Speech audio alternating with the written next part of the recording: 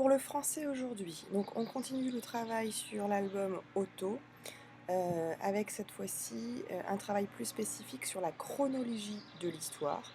Donc attention, il va y avoir une mise en parallèle. La chronologie de l'histoire de l'ours en peluche, donc celle qui est propre, à l'album, celle qui a été créée par Tom Ungerer, et la chronologie de l'histoire historique, c'est-à-dire des faits réels qui se sont vraiment déroulés, en l'occurrence les événements de la Deuxième Guerre mondiale.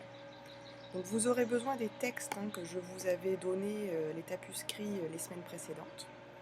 Donc dans le Drive, vous allez dans le dossier de français et vous avez un fichier qui s'intitule Autochronologie.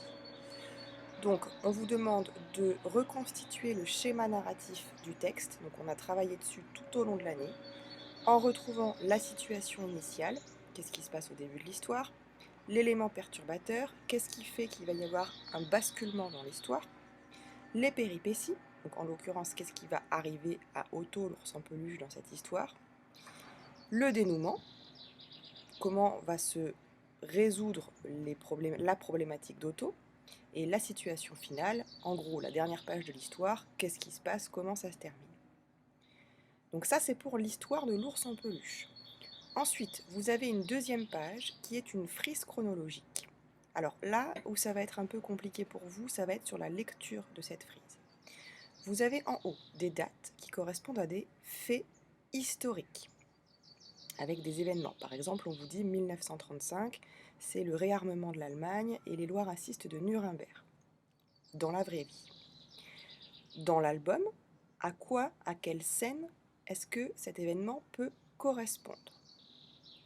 Et enfin, le petit rond qui est ici, qu'est-ce qui arrive à ce moment-là au propriétaire d'Otto?